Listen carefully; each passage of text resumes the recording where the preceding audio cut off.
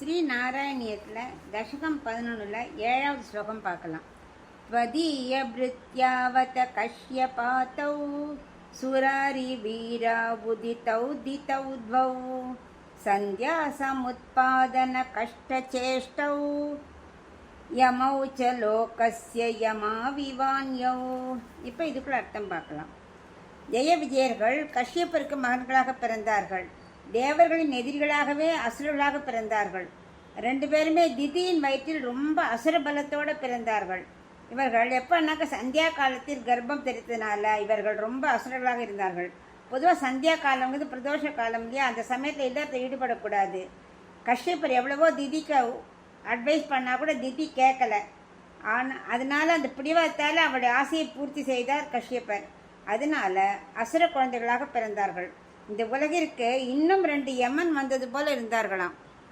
ஸ்ரீ நாராயணியத்தில் தசகம் 11 8வது ஸ்லோகம் பார்க்கலாம். ஹிரண்ய பூர்வ கஷிபு கிளைக்கஹ பரோ ஹிரண்யாக்ஷ இதி பிரதீதஹ உபௌ பவன்னாதமசேஷலோகம் ருஷான்யருந்தாம் நிஜவாசனாந்தியௌ. இப்போ இதுக்குள்ள அர்த்தம் பார்க்கலாம். ஹிரண்ய கஷிப்பு தான் மூத்தவனை போல ரொம்ப கொடியவனாக இருந்தான். ஆனால் ஹிரண்யாக்ஷன் இருந்தான் அவன் ரெண்டாவது, அவனை விட ரொம்ப கொடுமையானவன். 2 பேரும் உனக்கு சொந்தமான அனைத்து உலகத்தையும் கோபத்தோட தவறுகளை மேலும் மேலும் செய்து கொண்டே வந்தார்கள் குருவாயூரப்பா. அதனால் அவளுக்கு என்ன, அந்த கெட்ட வாசனையாலேயே குருடர்களாகவே ஆகிவிட்டார்கள். உட்கண் எல்லாம் குருடர்கள் போல் இருந்தார்களாம். அவ்வளோ ரொம்ப முரடர்களாக ரொம்ப கோபத்தோட கொடுமையானவர்களாக இருந்தார்கள் அப்படின்னு பட்டத்திரி சொல்கிறார். ஸ்ரீ நாராயணியத்தில் தசகம் 11 9வது ஸ்லோகம் பார்க்கலாம்.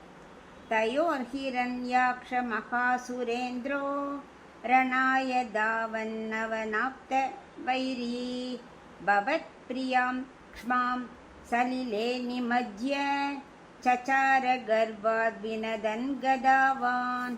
இப்போ இதுக்குள்ள அர்த்தம் பார்க்கலாம். ஹிரண்யாக்ஷன் ரொம்ப பெரிய அசுரனாக இருந்தான். எப்பவும் யாரோடையா சண்டை போட்டுட்டே இருக்க ஆசைப்பட்டு கொண்டே இருப்பான். அப்படி தேடிகிட்டே இருப்பான், யார் என்னோட சண்டை போட வராங்கன்னு. எப்போ பார்த்தாலும் சண்டை போட்டே இருப்பான். யாரும் அவனுக்கு சண்டை போட கிடைக்கல. ஒருத்தர் கூட முன் வரல, பயம் அவனை பார்த்தாலே. அதனால் அவன் என்ன பண்ணான், தானே எதிரியை தேட செல்ல நினைத்து, குருவாயூரப்பா உனக்கு மிகவும் பிரியமான பூமி தேவி இருக்காளே நிலப்பரப்பு, அதை அப்படியே பிடித்து அந்த தண்ணீருக்குள்ளே அப்படியே மூழ்கடித்து மறைத்து வைத்து விட்டு சஞ்சரிக்க தொடங்கினான்.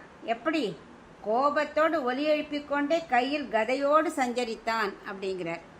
ஸ்ரீ நாராயணத்தில் தசகம் 11 10வது ஸ்லோகம்.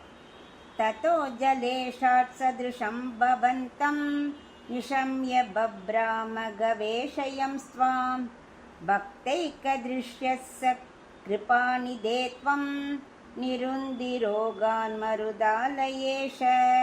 இப்போ இதுக்குள்ள அர்த்தம் பார்க்கலாம். அப்படி பூமியை மறைச்சி வச்சான் இல்லையா, அந்த ஜலத்திற்கு தலைவனான வர்ணனை பார்த்தான்.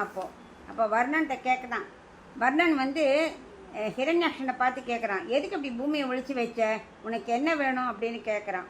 அதுக்கு ஹிரண்யாக்ஷன் சொல்கிறான், என்னோட சண்டையிட சரியான ஆளே கிடைக்கல அப்படிங்கிறான். அதுக்கு வர்ணம் சொன்னான், உனக்கு சரியான எதிரி உனக்கு யாருமே இல்லை, ஆனால் ஒருத்தர் இருக்க, அவரை தேடி நீ போனால் உனக்கு கிடைச்சிரும் அப்படின்னா. ஏன்னா ஹிரண்யாக்ஷன் உன்னை தேடி தான் அலைஞ்சின்னு இருக்கான்.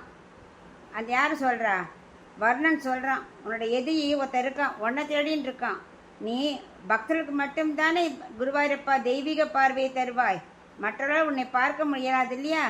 நீ தான் கருணை கடலாச்சே குருவாயூரப்பா. இது தெரியாமல் அவன் பூமியை கடலுக்குள்ளே ஒழிச்சு வச்சிருக்கான்.